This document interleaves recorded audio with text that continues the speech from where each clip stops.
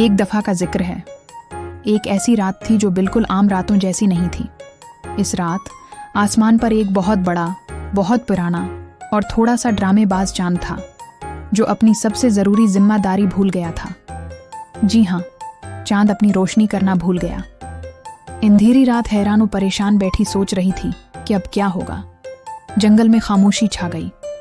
सितारे भी उलझन में थे और हर तरफ एक अजीब सी बेचैनी थी। इसी खामोशी को एक नन्ही सी तेज आवाज ने तोड़ा। ये लोमी थी, एक बहुत ज्यादा बोलने वाली जुगनू जो अपनी ही दुनिया में मगन उड़ती फिरती थी। वो सीधी चांद के पास पहुंची और अपनी नन्ही सी कमर पर हाथ रखकर बोली, ओए चांद, लाइट क्यों बंद है? बल तो तुम ही देते हो ना। लोमी की बात पर कोई हंसता।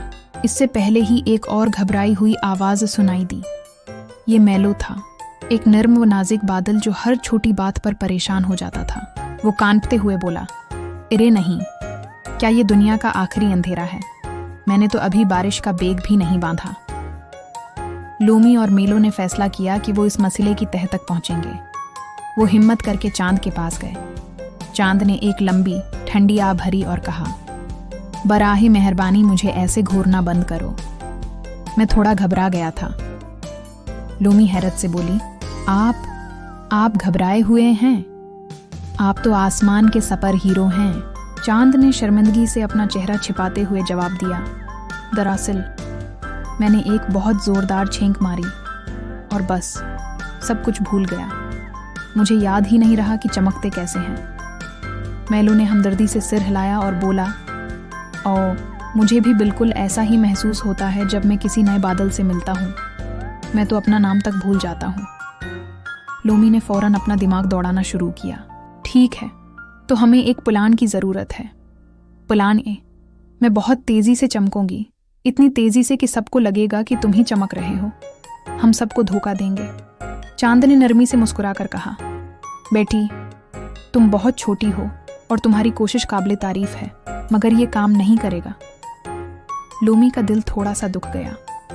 ओहो, बात तो सच है, मगर सुनकर बुरा लगा। अब मीलो की बारी थी। उसने एक अजीब सा आइडिया पेश किया। मेरे पास प्लान भी है। मैं इतना रोऊं कि मेरे आंसुओं से रोशनी बरसने लगे। क्या ऐसा हो सकता है? लोमी और चांद ने एक दूसरे की तरफ देखा। ये प्लान किसी भी साइंस की किताब में तो नहीं लिखा था, लेकिन उसकी मासूमियत पर सबको प्यार आ गया। अब जब सारे मंसूबे नाकाम हो रहे थे, एक हादिसाती हल सामने आया।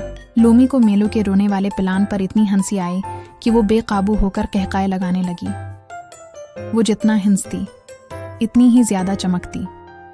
इसकी हंसी की रोशनी इतनी तेज थी कि आसपास के सब सितारे भी करीब आ गए, क्योंकि उन्हें गपशप करना और तमाशा देखना बहुत पसंद था। मीलो ये सब देखकर घबराहट में मजीद फूल गया और एक बड़े सफेद तकिए जैसा लगने लगा। सितारों की चमक, लूमी की हंसी की रोशनी और मेलो की सफेदी सब मिलकर चांद को गदगदी करने लगे। अरे रखो, ये तो गदगदी हो रही है। चांद हंसते हुए बोला और उसी लम्हे इसके चेहरे पर एक हल्की सी रोशनी नमूदार हुई। आहिस्ता आहिस्ता वो रोशनी बढ़ती गई, यहाँ तक कि पूरा चांद पहले की तरह रोशन हो गया। ओहो, तो मेरी रोशनी यहाँ थी, चांद ने खुशी से ऐलान किया। लोमी ने हैरत से पूछा, कहाँ? चांद ने अपने चेहरे पर मौजूद एक गड्ढे की तरफ इशारा करते हुए कहा, मेरे उस बाएं वाले गड्ढे के पीछे।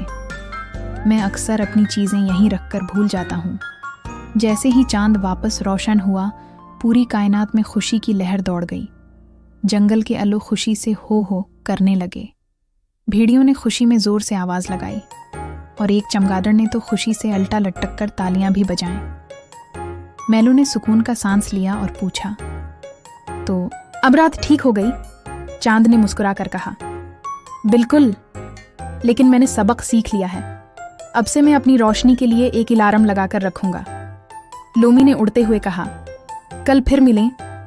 चांद ने जवाब दिया, हाँ जरूर, लेकिन इस बार अपने साथ कुछ अच्छे लतीफे भी लाना।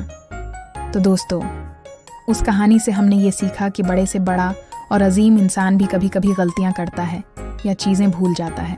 अगर ऐसा हो तो घबराने की ज़रूरत नहीं, बस हंसो, अपने दोस्तों से मदद लो, और सबसे ज़रूरी बात, अपनी रोशनी कभी भी किसी गड्ढे के पीछे छिपाकर मत रखो। उसे हमेशा दुनिया के साथ बांटो। कहानी पसंद आई हो तो लाइक और सब्सक्राइब करना मत भूलना। अगली वीडियो तक अपना ख्याल रखना।